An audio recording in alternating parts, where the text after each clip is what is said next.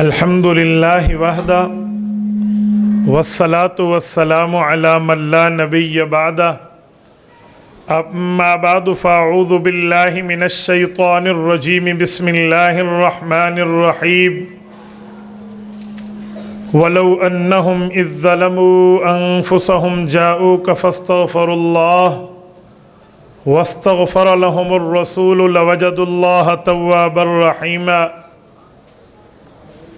عن انس بن مالک رضی اللہ تعالی عنہ قال قال رسول اللہ صلی اللہ علیہ وسلم ثلاث من اصل الایمان الکف عمن لا الہ الا اللہ لا تکفرہ بذنب ولا تخرجہ من الاسلام بعمل والجہاد ماض ما بعثنی اللہ الی ان یقاتل آخر هذه الامة الدجال لا يخذلہ جور جائر ولا عدل عادل والایمان بالاقدار رواہ الامام الہمام ابو داود فی سننہ صدق اللہ العظیم وبلغنا رسولہ النبی الامی الکریم ونحن على ذلك لمن الشاہدین والشاکرین والحمد للہ رب العالمین۔ نہ میں کا ذکر نہ پینے کی بات کرتے ہیں، میں کہتے ہیں شراب کو، نہ ہم شرابی ہیں اور نہ شرابیوں جیسی بات کرتے ہیں۔ نہ میں کا ذکر نہ پینے کی بات کرتے ہیں، ہم اہل دل ہیں اور مدینے کی بات کرتے ہیں۔ نہ میں کا ذکر نہ پینے کی بات کرتے ہیں، ہم اہل دل ہیں اور مدینے کی بات کرتے ہیں۔ مردہ دل ہیں جو قائل نہیں حیات نبی کے، مردہ دل ہیں جو قائل نہیں حیات نبی کے، ہم زندہ دل ہیں اسی لیے جینے کی بات کرتے ہیں۔ نہ خدا ان سے راضی نہ مصطفیٰ ان سے خوش، نہ خدا ان سے راضی نہ مصطفیٰ ان سے خوش، جو اصحاب پیغمبر سے کینے کی بات کرتے ہیں۔ معزز دوستو، آج 1 مارچ 2021 بروز پیر ہے۔ آپ کے یہاں دلے والا حضوری مسجد ضلع بکھر میں حضرت مولانا ثناء الرحمن دامت برکاتہم کی دعوت پرخلوص پر میں آپ کی خدمت میں حاضر ہوں۔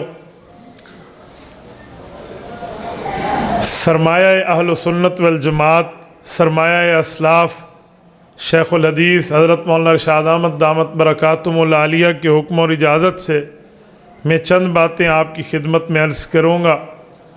اسٹیج سے دیے گئے موضوع اور وقت کی پابندی کرتے ہوئے میں نے مختصر اور پر اثر آپ کی ذہن میں کچھ عقائد کے متعلق باتیں عرض کرنی ہیں۔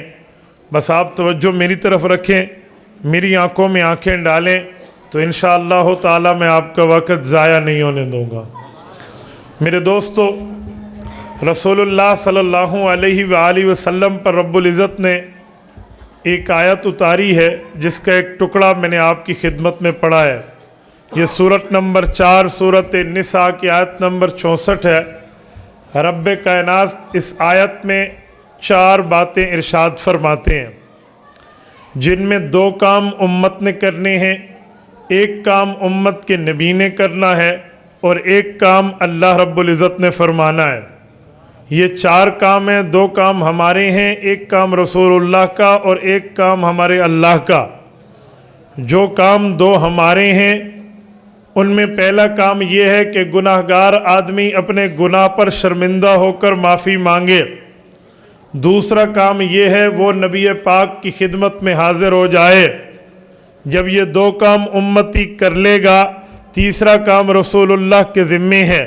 حضور پاک اس کے لیے معافی کی درخواست اللہ کے دربار میں کریں گے، میرے مولا میرا یہ امتی معافی مانگ رہا، آپ قبول فرما لیں۔ جب یہ 3 کام ہو جائیں گے، چوتھا کام میرے رب نے کرنا ہے کہ اللہ اس کے گناہوں کو معاف کر کے آئندہ رحمت والی زندگی عطا فرمائیں گے۔ وَلَوْ أَنَّهُمْ إِذْ ظَلَمُوا أَنفُسَهُمْ جَاءُوكَ ایک کام، فَاسْتَغْفَرُوا اللَّهَ دوسرا کام، یہ 2 کام امت نے کرنے ہیں۔ हुजूर पाक के पास भी आना है और अपने गुनाहों की अल्लाह से माफ़ी भी मांगनी है। तीसरा काम पैगम्बर इस्लाम का है, वस्तगफर लहुमुर रसूल, हुजूर पाक भी उसके लिए माफ़ी की दुआ मांगेंगे। चौथा काम अल्लाह ने करना है, लवजदुल्लाह तव्वाबर रहीमा, पिछले गुनाह की माफ़ी भी कबूल है, आइंदा ज़िंदगी पर रहमत भी होगी।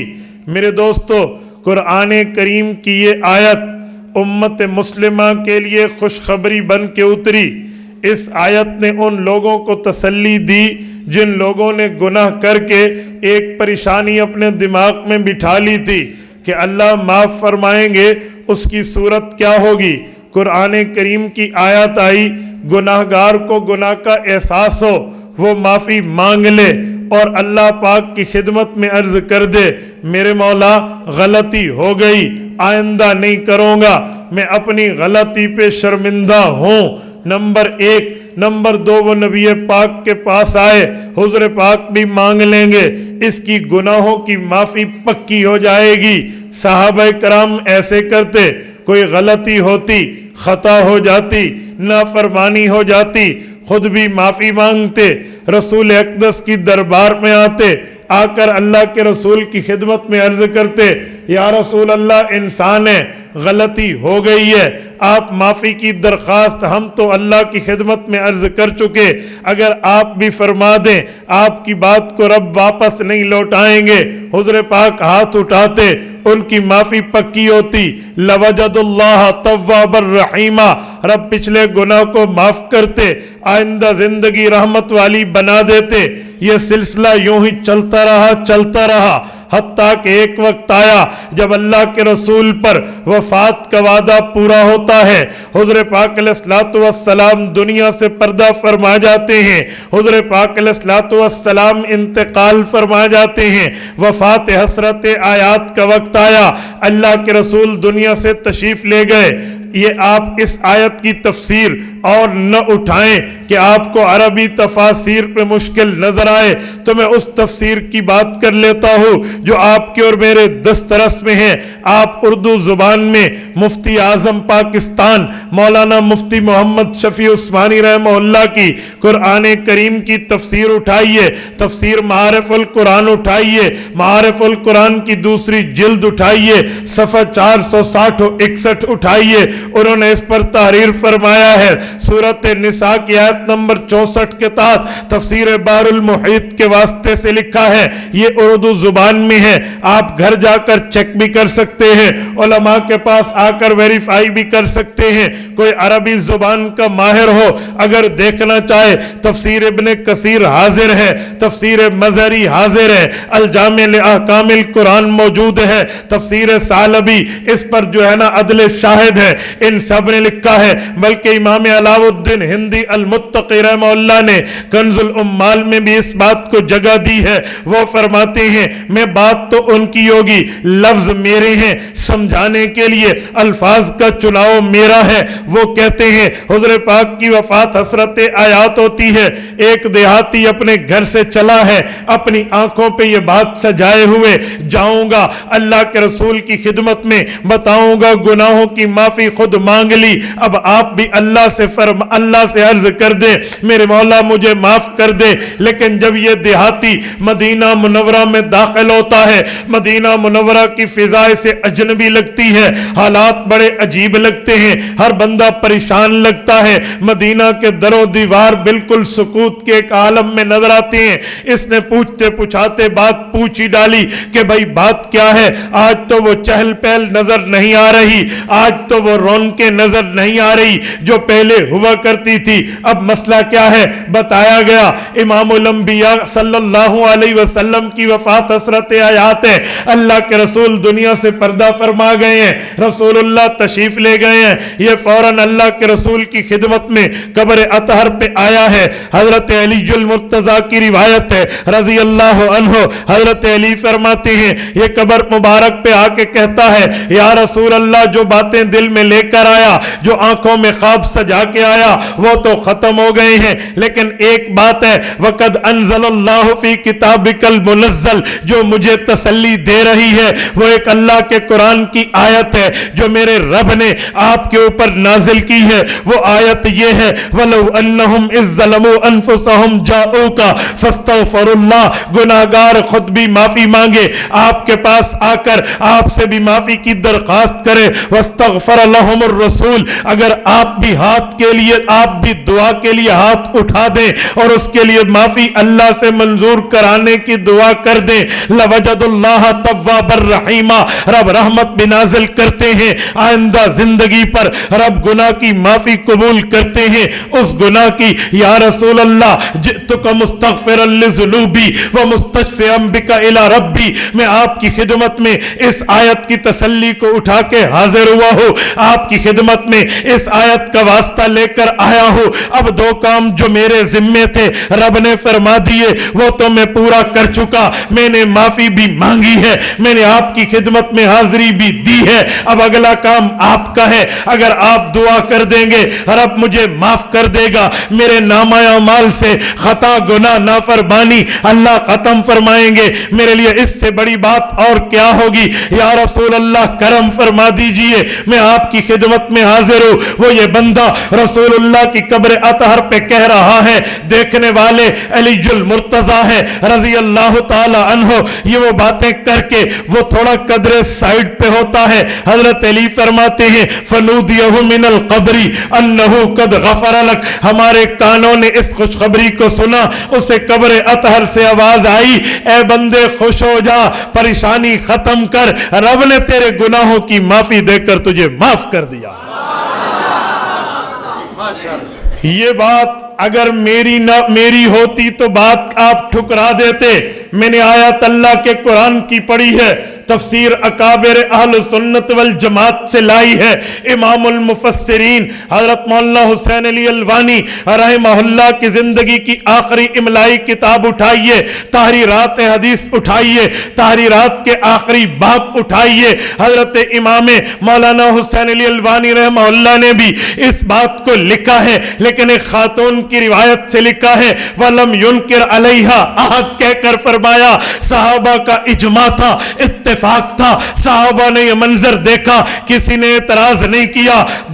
دلے والا بکر کے غیرت مند مسلمانوں، ہمیں یہ آیت آج بھی تسلی دے رہی ہے، ہمیں یہ آیت آج بھی دلداری کر رہی ہے، پیغمبر سے وفاداری اور حبداری کا عزم بھرنے کے لیے آپ کو اور مجھے ابھار رہی ہے۔ اگر یہاں ہیں اللہ کے سامنے ہاتھ اٹھائیے، دست دعا دراز کیجئے، رب ہم نے غلطی کر لی، گناہ کر لیے، معافی دے دے، مغفرت فرما دے، درگزر کر دے، اللہ معاف فرما دیں گے۔ لیکن رب اگر آپ پہ کرم کرے، آپ کو یہ لمحات میسر آئیں، آپ کو یہ مواقع میسر آئیں کہ آپ سرور دو عالم حضرت رسول اللہ صلی اللہ علیہ وسلم کے روضہ اقدس پہ حاضر ہو جائیں، وہاں پہ پہنچ کے حضور پاک کی خدمت میں بھی عرض کر دینا یا رسول اللہ قرآن کریم کا وعدہ تا قیامت ہے، میں معافی مانگ چکا، آپ بھی معافی مانگ دیں۔ حقیقت یہ ہے آپ سچا دل لے کر آئیں گے، رب رحمت کے سمندر بہا دے گا۔ یہ کوئی ڈائجسٹ نہیں پڑھ رہا، میں جنگ اخبار کے صفحے اور اخبار جہاں نہیں پڑھ رہا، میں اپنے ماں باپ کی قصے کی ساولیاں نہیں سنا رہا، میں آپ کے سامنے دلیل کی دنیا میں بات کر رہا ہوں، اس پر بھی عمل موجود ہے۔ اکابرین اہل سنت والجماعت علماء حق علماء دیوبند کا رب رحمت نازل کرے، حضرت مولانا احمد علی لاہوری رحمہ اللہ کی قبر پہ آج میں صبح حضرت کی قبر کے قریب سے ہو کر وہیں لاہور سے آیا ہوں، آپ جائیے میانی قبرستان میں شیخ کا مزار اقدس ہے، خدا کی قسم آپ وہاں بیٹھ کر چند لمحے اپنی گردن کو جھکا کے تھوڑا توجہ کر کے مراقبہ کیجئے، رب کی رحمتیں لوٹیے۔ حضرت لاہوری جب مدینہ طیبہ جاتے تھے، مدینہ طیبہ پہنچ کے جب روضہ اقدس پہ جاتے تھے، حضرت لاہوری کا معمول تھا، وہ فرماتے تھے لوگوں یہاں پوری رحمتیں سمیٹنے آیا کرو، ادھوری رحمتیں لینے نہ آیا کرو، یہاں یہاں پہ بھی آ کر, سمندر پہ بھی آ کر کوئی بندہ پیاسا چلا جائے, اس سے بڑا بدبخت اور کون ہوگا. ہمیں چاہیے ہم اللہ کی رحمتیں پوری سمیٹیں. ان سے مریدین, متوسلین, معتقدین پوچھتے حضرت آپ کی اس بات کا مطلب کیا ہے؟ حضرت فرماتے آؤ حضور کے روضہ اقدس پہ چلتے ہیں, میں عملی طور پہ آپ کو دکھا دیتا ہوں. حضرت جب روضہ اقدس پہ جاتے سب سے پہلے حضور پاک کی خدمت میں سلام پیش کرتے, شیخین کی خدمت میں سلام پیش کرتے. اس کے بعد جن لوگوں نے انہیں سلام کے لیے درخواست کی ہوتی ان کے سلام پیش کرتے, پھر استشفاء کی درخواست کرتے, پھر اس کے بعد ایک کام اور بھی کرتے. میں آپ کی خدمت میں نقطہ دینے لگا ہوں, آخری بندے تک اپنے کان کی کھڑکی کھول کے دل تک میرے اس جملے کو راستہ دیجئے. حضرت لاہوری اللہ کے رسول کی خدمت میں عرض کرتے یا رسول اللہ, ہم نے کتابوں میں پڑھا ہے آپ کے شفیق چچا عبد مناف بن عبد المطلب جن کی کنیت ابو طالب ہے, حضرت علی المرتضیٰ کے والد ہیں, آپ ان کے پاس گئے تھے, ان کا آخری وقت تھا, آپ نے ان کی خدمت میں کہا تھا آپ نے فرمایا تھا اے میرے چچا آپ کی شفقتیں میرے اوپر بے حد و بے انتہا ہیں, میں آپ کی شفقت کی قدر دانی کرتے ہوئے آپ کو اللہ کی عذاب سے ڈرانے, اللہ کی جنت میں لانے اور کلمہ طیبہ پڑھنے کی دعوت دیتا ہوں. آپ کے چچا نے کہا تھا اخترت النار علی العار, مجھے شرم آتی ہے, یہ میرے دوست بیٹھے ہیں, میرے یار بیٹھے ہیں, یہ مجھے کہیں گے ابو طالب قوم کا بڑا ہے, ابو طالب قوم کا رئیس ہے, ابو طالب تو قوم کا لیڈر ہے, ابو طالب تو قوم کا لیڈر ہے, قوم کا قائد ہے. اپنے بھتیجے اپنے بیٹے کی جگہ پہ اس کی بات کو مان کے اس کے پیچھے چل پڑا ہے. مجھے شرم آتی ہے, میرے بھتیجے جہنم اپنی جگہ, لیکن میں شرم قبول نہیں کرتا. یا رسول اللہ, آپ ہی نے ابو طالب کو کہا تھا میرے چچا آپ ان کے سامنے کلمہ نہ پڑھیے لیکن بھتیجے پر اعتماد کیجئے, میرے کان میں کلمہ پڑھ لو, میں اکیلا گواہ تیرے لیے کافی ہوں, میں اکیلا گواہ کافی ہوں. حضرت لاہوری عرض کرتے یا رسول اللہ, ہمیں کتابوں سے پتہ چلا ہے آپ نے اپنے چچا کو یہاں پر فرمائی تھی وہ اگر آپ کے سامنے کلمہ پڑھ لیتا جب اللہ کی دربار میں میدان محشر میں کان مقدارہ 50,000 سنہ, 50,000 سال کا ایک دن ہوگا, ہر بندہ نفسی نفسی کے عالم میں ہوگا. اگر وہاں یہ سوال کر دیا جائے اپنے ایمان کو پروف کر, اپنے اسلام کی دلیل دے, اپنے دین کا ثبوت دے, اپنے مذہب کا ایویڈنس پیش کر, تو وہاں پیش بندہ کیسے کرے گا؟ وہاں تو انبیاء بھی آپ کے سوا نفسی نفسی کہہ رہے ہوں گے. یا رسول اللہ, میں اس حدیث کا واسطہ دے کے احمد علی آپ کی خدمت میں آج تجدید ایمان کرتا ہے, آپ کو کلمہ طیبہ کا گواہ بناتا ہے, آپ کے سامنے کلمہ پڑھ کے اسلام میں داخل ہونے کی سعادت حاصل کرتا ہے تاکہ آپ اس کے گواہ بن جائیں. وہ وہی ٹھہر کے پڑھتے اشہد ان لا الہ الا اللہ, میں گواہی دیتا ہوں اللہ کے سوا کوئی معبود نہیں ہے, واشہد ان محمدن نہ کہتے, نام نہ لیتے, کیونکہ جب بڑا سامنے ہو پھر احترام میں اس کا نام نہیں اس کی صفت بتائی جاتی ہے. آج لوگ بادشاہوں کے پاس جائیں, آفیسرز کے پاس جائیں, سینئرز کے پاس جائیں تو ان کا نام نہیں لیتے, ان کی صفت بتاتے ہیں. میں ڈی سی صاحب کے پاس گیا, گورنر صاحب کے پاس گیا, چیف منسٹر صاحب کے پاس گیا, تو جب بڑا سامنے ہو اصول یہ ہے, تادب یہ ہے, آداب یہ ہے, اس کا نام نہ لو. تو حضرت لاہوری بھی اس دوسرے جملے میں کہتے اشہد انک رسول اللہ, میں گواہی دیتا ہوں رب نے آپ کو خاتم المرسلین کی منصبت پہ فائز کر کے نبوت کا تاج سے آپ کو تاجور کیا ہے, نبوت کے تمغے کو آپ کے کندھوں پہ سجایا ہے. میرا ایمان ہے اللہ وحدہ لا شریک ہے, میرا ایمان ہے آپ اللہ کے نبی ہیں, میں آپ کے سامنے کلمہ پڑھ کے ایمان کی تجدید کر رہا ہوں, آپ میرے ایمان کے گواہ بن جائیں.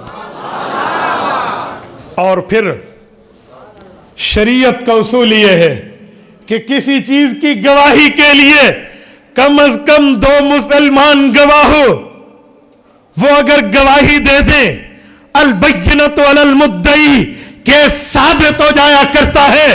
دلیل کی دنیا میں کم از کم 2 گواہ چاہیے. رب نے کرم کیا, وہ نصاب بھی اس روزے میں پورا ہے, نہیں سمجھے, وہ نصاب بھی اس روزے میں پورا ہے.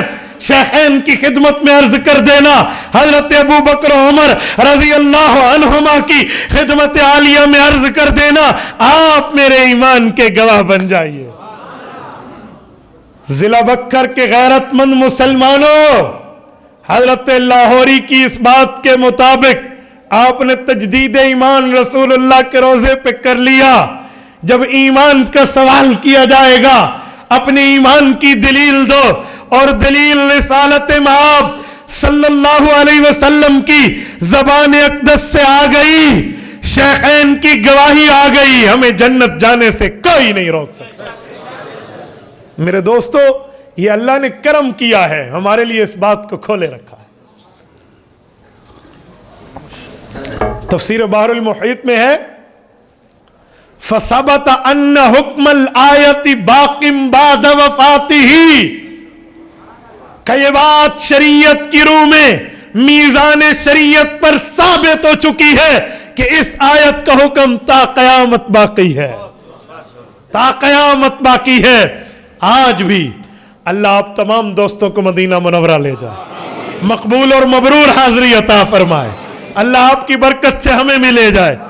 حضور کے روزے پہ ٹھہر کے تجدید ایمان کر لینا, صلاۃ و سلام پیش کر لینا, استشفاء کی درخواست کر لینا, بندے کے لیے رحمتوں کے دروازے کھلے ہیں. میں تو ان لوگوں کو بھی بڑے درد دل سے دعوت دیتا ہوں کہ یار کلمہ رسول اللہ کا پڑھا ہے, نماز اللہ کی ہم پڑھتے ہیں, سردیوں میں وضو کرتے ہیں, تکلیفیں برداشت کرتے ہیں, خود کو اہل حق کی طرف منسوب بھی کرتے ہیں.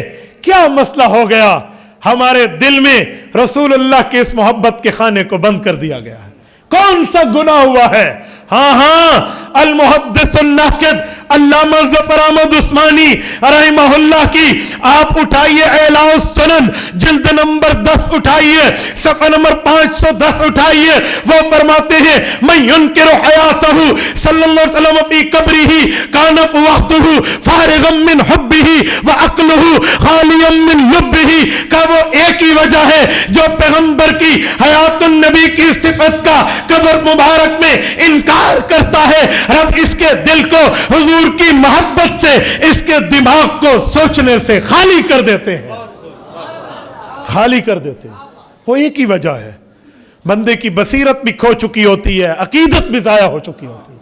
حقیقت میں ہدایت بصیرت سے ملتی ہے, عقیدت سے ملتی ہے. جب بصیرت کھو دو پھر عقیدتیں باقی نہیں رہتی. اللہ کے لیے ہمیں سوچنا چاہیے. یہ کوئی لڑنے کی بات نہیں ہے, یہ کوئی گریبان پکڑنے کی بات نہیں ہے, یہ کوئی گالی دینے کی بات نہیں ہے, یہ آپ کے اور میرے ایمان کا مسئلہ ہے. یار تھوڑا سا بندہ سمجھے. میں ایک بات مزید آپ کی خدمت میں کرتا ہوں, توجہ رکھنا. اللہ آپ کو حضور پاک کے روضہ پاک کی زیارت عطا فرمائے, آمین کہہ دیں, اور اللہ آپ کی برکت سے ہمیں بھی لے جائے. آپ نے آمین کہا؟ اگر میں یہاں کہہ دوں کہ اللہ حضور پاک کی برکت سے لے جائے تو آدھوں نے کہنے وسیلہ شرک ہے. اپنا وسیلہ آپ مانتے ہیں کہ ہماری برکت سے لے جائے, حضور کا نہیں مانتے.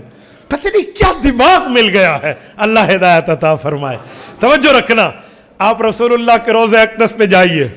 میں یقین مانے 4 سے 5 مرتبہ حاضری کے بعد تھوڑی سی جرات ہوئی کہ میں آنکھ اٹھا کر دیکھوں کہ یہ اشعار واقعی لکھے ہوئے ہیں جو ہم نے پڑھے ہیں, ورنہ یقین مانے بندہ وہاں خود ہی کھو بیٹھتا ہے. آپ پہنچے نا ایک دفعہ روضہ اقدس پہ, اور ذرا ایک دفعہ سوچئے, حضرت علامہ انور شاہ کشمیری رحمہ اللہ کی ملفوظات اٹھائیے نا. وہ فرماتے ہیں کہ یہ وہ جگہ ہے ما بین بیتی و منبری, کتاب التہجد جلد اول کی روایت کی تشریح کرتے ہوئے حضرت کشمیری رحمہ اللہ نے ایک ملفوظ ہے ان کا, فرماتے ہیں جو اللہ کے رسول نے فرمایا ہے میرے ممبر سے لے کر میرے گھر تک کا ٹکڑا جنت کے ٹکڑوں میں باغوں میں سے ایک باغ ہے, کہ جو ہمارے سامنے وجہ آئی ہے وہ بظاہر یہ ہے کہ رسول اقدس صلی اللہ علیہ وسلم 10 سال یہاں رہے ہیں مدینہ طیبہ میں. 10 سال گھر سے ممبر, ممبر سے گھر. مدینہ منورہ میں ذمہ داری اللہ کے رسول کی یہ ہوتی تو تتبع حدیث کرنے کے بعد کہ میں اس نتیجے پہ پہنچا کہ 12,000 مرتبہ حضور گھر سے نکل کے ممبر تک تشریف لائے ہیں اور 12,000 مرتبہ ممبر سے اٹھ کر گھر تشریف لے گئے ہیں. کہا 24,000 مرتبہ پیغمبر کا اس جگہ سے آنا اور جانا ہوا ہے, رب نے اس کو جنت کے ٹکڑوں میں بدل دیا. یہاں جبرائیل بھی آ کر ٹھہر جاتا ہے، یہاں ملائک کی آمد ہے 70,000، مسند اسحاق میں موجود ہے، یہ ریاض سے طبع ہوئی ہے، حضرت ابو ہریرہ کے واسطے سے صحیح روایت موجود ہے، فرمایا 70,000 ملائک روزانہ اللہ کے رسول کی خدمت میں سلام کے لیے حاضری دیتے ہیں، 70,000۔ اور رب کے فرشتے کتنے ہوں گے جن کی ایک بار باری آ رہی ہے پھر نہیں آ رہی؟ وَمَا يَعْلَمُ جُنُودَ رَبِّكَ إِلَّا هُوَ، قرآن کریم نے بتا دیا، قرآن کریم بتاتا ہے 29واں پارہ سورۃ مدثر، وَمَا يَعْلَمُ جُنُودَ رَبِّكَ إِلَّا هُوَ، اللہ کے کتنے فرشتے ہیں وہ اللہ ہی جانتے ہیں، وہ آ رہے ہیں۔ اور اس سے ایک بات یہ بھی سمجھ آتی ہے کہ رسول اقدس صلی اللہ علیہ وسلم کے روزے پر سلام کے لیے حاضری کا سفر یہ فرشتوں کے طریقے سے بھی ثابت ہے۔ حضرت عمر بن عبدالعزیز رحمۃ اللہ علیہ کا بہقی میں موجود ہے، وَكَانَ يُبْرِدُ الْبَرِيدَ مِنَ الشَّامِ لِتَسْلِيمِ النَّبِيِّ صلی اللہ علیہ وسلم، کا ایک سال جہاد پہ جاتے عمر بن عبدالعزیز اور ایک سال حج پہ جاتے، جس سال حج پہ جاتے تو خود سلام پیش کرتے، اور جس سال جہاد پہ جاتے حج پہ نہ جا سکتے تو باقاعدہ جماعت بھیجتے شام سے جو حضور پاک کے روزے پہ جا کر ان کی طرف سے سلام و صلاۃ و سلام پیش کرتی۔ حضرت امام ظفر احمد عثمانی اس کے تحت لکھتے ہیں وَقَدْ فَعَلَهُ الطَّابِيُّ الْكَبِيرُ وَهَذَا حُجَّةٌ عَلَى ابْنِ تَيْمِيَّةَ وَأَتْبَاعِهِ رَحِمَهُ اللَّهُ، کہ جنہوں نے اس پر اعتراض کیا ہے ان بڑوں پر بھی اس بڑے تابعی کے عمل نے حجت پا لی ہے۔ یہ ایک علمی بات ہے، میں نے اشارہ دیا، توجہ رکھنا۔ تو یار رسول اللہ صلی اللہ علیہ وسلم کے روزے پہ جب آپ ٹھہریں گے نا اور تصور کریں گے کہ یہ وہ جگہ ہے جہاں نوریوں کا سردار بھی یہاں پیغام لے کر آتا تھا، اور اس جگہ نے، اس میں وہ دفن ہیں، وہ موجود ہیں جن کے لیے یہ کائنات کو وجود ملا یار، تو حقیقت میں واللہ بندے کی نظریں نہیں کھلتی۔ میں حیران ہوں ان لوگوں پہ، کچھ لوگ وہاں موبائلز نکال لیتے ہیں، بندے کو اپنا ہوش نہیں ہوتا وہاں موبائل کیا نکالنا ہے۔ اچھا، میں نے کتنی حاضری کے بعد جا کر ان اشعار کو پڑھا ہے۔ یوں روزہ اقدس پہ ٹھہریے نا، دایاں ستون ہے بالکل روزہ اقدس کی مواجہ شریف والا، اور ایک بایاں ہے، دائیں پہ بھی 2 اشعار لکھے ہیں، بائیں پر بھی 2 اشعار لکھے ہیں۔ دائیں پر لکھے ہیں اللہ اکبر، الفاظ قابو سے باہر ہو جاتے ہیں، یا خیر من دفنت بالقاء اعظمہ فطاب من طیبہن القاء والاکم، اور 2 ادھر ہیں، نفس الفداء لقبر انت ساکنہ فیہ العفاف وفیہ الجود والکرم۔ یا خیر من دفنت بالقاء اعظمہ، کیا معنی؟ یہ وہ زمین ہے، یہ وہ مقام ہے، یہ وہ بقعہ مبارکہ اور مقدسہ ہے جس میں وہ موجود ہیں ان جیسا کائنات میں کوئی نہیں ہے۔ اچھا اگلا لفظ سننا، فطاب من طیبہن القاء والعکم، اللہ اکبر، فطاب من طیبہن القاء والعکم۔ طیب خوشبو کو بھی کہتے ہیں، دل کی خوشی کو بھی کہتے ہیں۔ اس خوشی کی تشریح کرتے ہوئے ایک جملہ کہتا ہوں، فطاب من طیبہن القاء والعکم، یہ جگہ ایسی خوش ہو گئی ہے، خوشبودار ہو گئی ہے جیسے آپ کا جسم خوشبودار ہے آپ کے آنے سے۔ یہاں طابہ ہے، طابہ کی خوشی کیسے ہوتی ہے؟ اہل علم کی موجودگی میں ایک جملہ عرض کر رہا ہوں، جب نکاح ہو جائے نا اور نکاح کے موقع پہ جو دلہے کی خوشی ہوتی ہے اسے قرآن نے طابہ کہا ہے، فَانْكِحُوا مَا طَابَ لَكُمْ، ٹھیک ہے؟ تو وہ خوشی تو کہا جیسے دلہے کو خوشی شادی پر مل رہی ہے، اس سے بڑھ کے خوشی اس جگہ کو مل رہی ہے کہ یہ حضور کا مسکن بن چکی ہے۔ فطاب من طیبہن القاء والعکم، آگے نفس الفداء لقبر انت ساکنہ، توجہ رکھنا، میری جان قربان اس قبر پر جس میں آپ زندہ سلامت ہیں۔ میں ساکن کا معنی رہنے والا نہیں، زندہ کر رہا ہوں، کیوں؟ ایک ہوتا ہے ساکت بالتا، ایک ہوتا ہے ساکن بن نون، نون اور تا کا فرق ہے، ساکت سکتا سے ہے اور ساکن سکنا سکنا، یہ زندگی کی دلالت ہے۔ جو کہتے ہیں نا فلا ہر نفقہ و سکنا، اس کے لیے خاوند کے ذمے ہے بیوی کو سکنا بھی دے گا، رہائش ریزیڈنسی اور اور کیا دے گا؟ سکنا، رہائش بھی دے گا اور نفقہ خرچ بھی دے گا. تو سکنا یہ زندہ جب تک بیوی ہے اس کے نکاح میں ہے تب تک لازم ہے. آپ کے لیے خط لکھا گیا نا میں ان کو ملے سکنا حضوری مسجد یا سکنا دلے والا، تو اس کا معنی قبرستان نہیں ہوتا، اس کا معنی زندگی کی جگہ ہے. تو ساکن زندہ کو کہتے ہیں، ساکت کا لفظ اور ہے ساکن، تو وہ کہتے ہیں نفس الفداء، میری قبر، اس قبر پر میری جان قربان، لقبر انت ساکن ہو، جس میں آپ زندہ سلامت موجود ہیں. فیہ العفاف وفیہ الجود والکرم، جیسے آپ دنیا میں سخی تھے آپ کے ساتھ وصف سخاوت آج بھی برقرار ہے. وہ سخاوت نہیں ہٹی. کیوں؟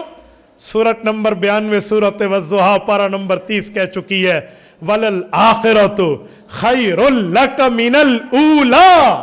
خیر اخیر ہے، اس میں تفضیل ہے، سپرلیٹو ڈگری ورڈ، اس سے بڑا لفظ نہیں ہے.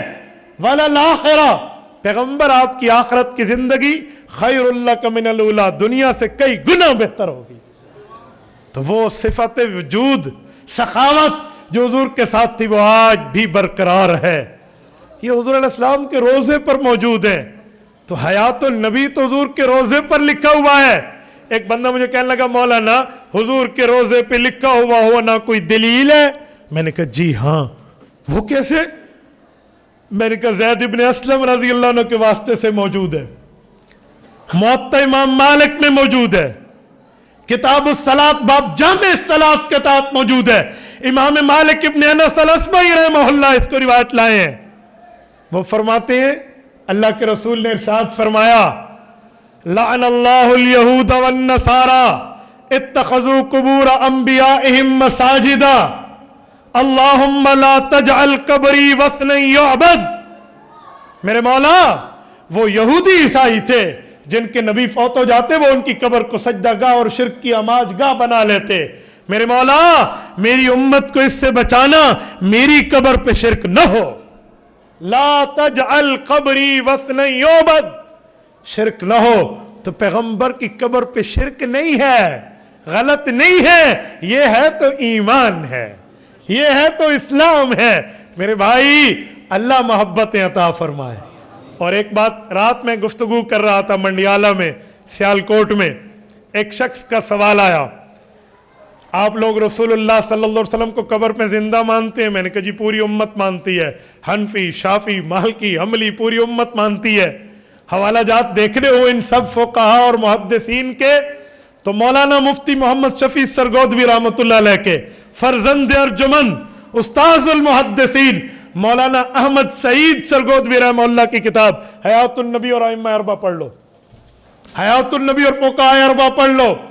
کس طرح حتیٰ کہ اصحاب الظواہر سے بھی حوالہ جات لائے ہیں وہ. تو پوری امت مانتی ہے. مجھے کہنے لگا میرے چند سوالات ہیں، بڑے شوق سے پوچھئے. پہلا سوال یہ ہے آپ ایک لفظ میں ہاں یا نہ میں جواب دیں. آپ کو نبی کی عمر کے سال پتہ ہے؟ حضور پاک کی عمر مبارک کتنی تھی؟ میں نے کہا جی پتہ ہے. کتنی ہے؟ میں نے کہا 63. آپ پھنس گئے، آپ پھنس گئے، آپ پھنس گئے. میں نے کہا کسی بچے کے سامنے مبتدی طالب علم کو جا کر کہنا پھنس گئے. میں یہ تمام داؤ پیچ جانتا ہوں. نکال اپنی پٹاری سے وہ سانپ جو علماء دیوبند سے قابو نہیں ہوتا. بتاؤ کیا پھنس گئے؟ اور میرا نظریہ ہے ہمارے پاؤں ریت پر نہیں احد پہاڑ سے وزنی چٹان پر ہیں. دلائل کی دنیا میں آج تک اس دھرتی پر، اس کرۂ ارض پر کسی ماں کی کوکھ نے وہ بیٹا نہیں جنا جو علماء دیوبند کو دلیل میں پھنسا جائے. یوں نہیں ہے، یوں نہیں ہے. لا يمکنہ انشاءاللہ تعالی الى یوم البعث والجزاء والمیزان. ناممکن، امپاسبل. کسی اور سے کہنا. میں نے کہا آپ بتائیں. حضور پاک کی عمر 63 سال. میں نے کہا جی ہاں.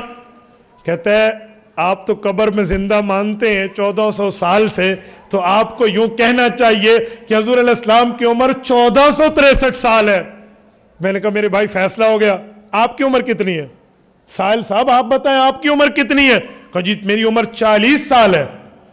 میں نے کہا ثبوت؟ کہا یہ میرا آئی ڈی کارڈ ہے، دیکھیں میرے آئی ڈی کارڈ میں ہے 1980 میں پیدا ہوا ہوں، 2020 تک 40 سال بنتے ہیں.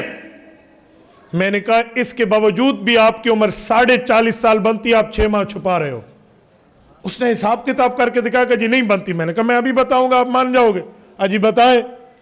میں نے کہا صحیح بخاری جلد نمبر 1 کتاب الانبیاء باب بدء الخلق، حضرت ابن مسعود رضی اللہ تعالیٰ عنہ کی روایت ہے، اللہ کے رسول نے فرمایا جب ماں کے پیٹ میں بچہ چوتھے مہینے میں شروع ہوتا ہے ثم ينفخ فیہ الروح، اسے زندہ کر دیا جاتا ہے۔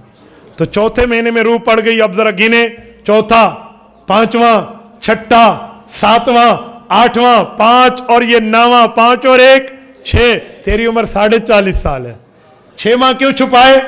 مولوی صاحب عقل مند آدمی ہے، کیسی بات کرتے ہیں؟ میں نے کہا عقل مند ہوں تبھی تو بات کر رہا ہوں۔ توڑ دلیل کی دنیا میں ماں کے پیٹ والی زندگی اور ہے، وہ دنیا کی زندگی میں شامل نہیں ہوتی۔ میں نے کہا جناب من اپنے پہ سمجھ آتا ہے، ذرا دماغ کو اپڈیٹ کر، دماغ کو چلا۔ رسول اللہ کی دنیا کی زندگی 63 سال ہے، قبر کی زندگی 1400 سال ہے، قبر والی بھی دنیا میں شامل نہیں ہوتی۔ کہتے ہیں آپ نے مثال دی ہے، دلیل دے۔ میں نے کہا میں نے دلیل دی ہے، بشکل مثال دی ہے، لیکن تجھ سے ہماری مثال نہیں ٹوٹتی، تیرے منہ سے دلیل ٹوٹے گی۔ ایک اور بات میں نے کہا جی بڑے شوق سے پوچھئے۔ سوال یہ ہے، آپ لوگ کہتے ہیں پیغمبر علیہ السلام اپنی قبر میں زندہ، میں نے کہا جی ہاں۔ سوال یہ ہے قرآن کریم میں ہے، اچھا پیغمبر زندہ کرتے کیا؟ میں نے کہا جی نماز پڑھتے ہیں۔ کہتے ہیں نماز پڑھتے ہیں تو کوئی ثبوت کسی نے دیکھا؟ میں نے کہا جی ہاں اس نے دیکھا، اس جیسی کائنات میں کسی کی آنکھیں ہی نہیں ہیں۔ کس نے دیکھا؟ صحیح مسلم، سر پہ پگڑی مولوی کے تب سجدی ہے جب مسلم اور بخاری پڑھ لے، جلد نمبر 2 کتاب الفضائل باب فضائل موسیٰ علیہ السلام، صفحہ نمبر 268، طبع قدیمی کراچی اٹھائیے، ورکے کی بائیں سائیڈ اٹھائیے۔ حضرت انس بن مالک رضی اللہ عنہ ارشاد فرماتے ہیں اللہ کے رسول نے فرمایا مررت علی موسیٰ لیلتن اسری بی عند الکثیب الاحمر وهو قائم یصلی فی قبرہ، میں نے حضرت موسیٰ کو اپنی قبر میں معراج کی رات نماز پڑھتے اپنی آنکھوں سے دیکھا ہے۔ مولوی صاحب ایک بات ہے، میں نے کہا جی بڑے شوق سے، کہ وہ آسمانوں والی قبر مراد تھی، اوپر اوپر برزخ، اوپر اوپر، زمین نہیں ہے۔ میں نے کہا میرے بھائی حدیث پاک میں ہے اتقوا فراست المؤمن فإنه ينظر بنور اللہ، حضور پاک نے مؤمن متقی کی بات فرمائی ہے جو امتی ہے، فرمایا اس کی فراست سے بچو، وہ صرف آنکھ سے نہیں اللہ کی نور کے مدد سے دیکھ رہا ہوتا ہے۔ سب سے بڑے مؤمن اول اللہ کے رسول ہیں، آمن الرسول بما انزل کا فاعل نکالے، مؤمن حضور ہیں، حضور کی فراست مؤمنین کی فراست سے بڑھ کے ہے۔ اسی حدیث میں تیری اس جواب، تیرے اس بے وقوفی کا جواب موجود ہے۔ کہتے کیسے؟ میں نے کہا حدیث پاک میں ہے اندل الکثیب الاحمر، جس قبر میں دیکھا 7 سرخ ٹیلا تھا۔ ٹیلے آسمان پہ نہیں ہوتے، زمینوں پہ ہوتے، ورنہ وکھا دے بھی ٹیلے آسمان تے ہی ہونے لیتے، وڈی تحقیق ہونی ہے۔ ہم نے آپ کے ہاتھ کو بوسہ دینا ہے بھئی ایسی تحقیق لائے سے آسمانوں کی بھی خبریں ہیں۔ 7 سرخ ٹیلا بھی تھا، تو اندل کثیب الاحمر۔ اچھا کہتے ہیں قرآن کریم میں ہے عبادت موت تک ہے، موت کے بعد تو عبادت نہیں ہے۔ آپ قرآن کے خلاف بات کرتے ہیں۔ میں نے کہا آپ نے آدھا جھوٹ بولا آدھا سچ بولا، وہ کیسے؟ میں نے کہا یہ آیت مجھے معلوم ہے، سورۃ ہجر کی آیت نمبر 99 ہے، وَاعْبُدْ رَبَّكَ حَتَّى يَأْتِيَكَ الْيَقِينُ، عبادت موت تک ہے، لیکن موت کے بعد نہیں ہے۔ یہ تو نے اپنی تشریح کی ہے، یہ لفظ قرآن کریم کے نہیں ہے، یہ تو نے ڈنڈی ماری ہے تھوڑا خیال سے۔ کہتے ہیں ہاں بس موت تک ہے، بعد والی کہاں سے نکلی؟ میں نے کہا میرے بھائی عبادت کی 2 قسمیں ہیں، تلذذی، تکلفی۔ تکلفی کا معنی رب نے فرمایا عبادت کرو، نہیں کرو گے تو پوچھو گی۔ تلذذی کا معنی اپنے مزے کے لیے پڑھو، ابھی ٹھہر کے نفل شروع کر دو، ابھی ٹھہر کے صدقات شروع کر دو، یہ تلذذی ہے، مزہ حاصل، راحت حاصل کرنے کے لیے۔ تو جو تکلیفی عبادت ہے جو اللہ کی طرف سے فرض واجب لازم ہے وہ موت تک ہے، اور جو موت کے بعد ہے وہ تلذذی ہے، مزہ اور راحت لینے کے لیے ہے۔ کیوں؟ اللہ کے رسول نے فرمایا جعلت قرۃ عینی فی الصلاۃ، جعلت قرۃ عینی فی الصلاۃ، نماز تو بنائی میری آنکھوں کی ٹھنڈک کے لیے گئی ہے۔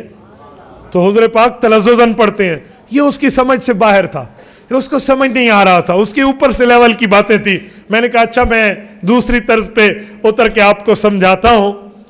میں نے کہا یہ بتا، قرآن کریم پڑھنا، آیات پڑھنا، سلام کرنا، یہ نیکیوں میں شامل ہے؟ کہتے جی ہاں۔ میں نے کہا قرآن کریم میں ہے تحیتہم فیہا سلام، جنتی جنت میں ایک دوسرے کے اوپر سلام کریں گے؟ کہتے ہیں ہاں۔ وآخر دعواہم ان الحمد للہ رب العالمین، جنتی جب جنت میں سے مجلس کا اختتام کریں گے نا تو آخر میں کہیں گے الحمد للہ رب العالمین۔ تو میں نے کہا یہ آیات پڑھنا اور یہ سلام کرنا یہ نیکیاں ہیں؟ کہتے جی ہاں۔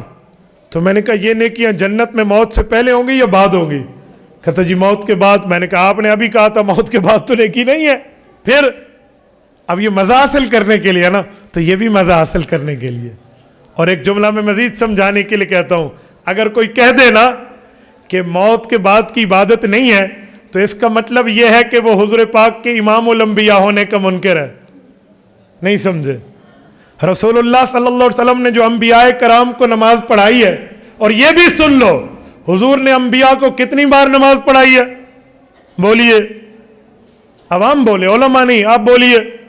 اس لیے میں کہتا ہوں علماء کی خدمت میں حاضری دیا کرو، کچھ سمجھا کرو۔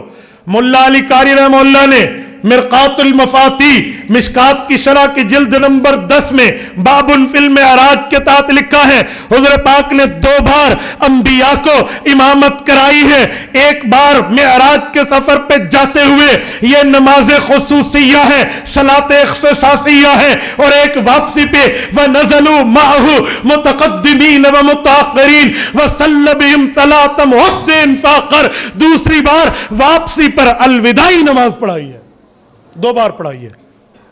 تو یہ 2 بار جو انبیاء نے حضور پاک کے پیچھے نماز پڑھی ہے، حضرت عیسیٰ علیہ السلام کو نکال کے، موت سے پہلے یا موت کے بعد؟ کہتے جی روح نے پڑھی تھی۔ میں نے کہا آپ نے اہل سنت کا نظریہ سمجھا نہیں ہے۔ انما تکون للاشباح لا للارواح لا سیما، ملا علی قاری رحمہ اللہ نے نظریہ دیا ہے، اور مولانا ادریس کاندھلوی رحمہ اللہ نے نظریہ دیا ہے سیرت المصطفیٰ میں، اور ان نے مرقات میں فرمایا خالی روحیں نہیں تھی، ان میں جسم شامل تھے۔ تو نظریہ تو یہ ہے۔ تو اگر خالی روح نے پڑھی ہے تو حضور امام الانبیاء نہیں، پھر تو امام ارواح انبیاء ہوئے۔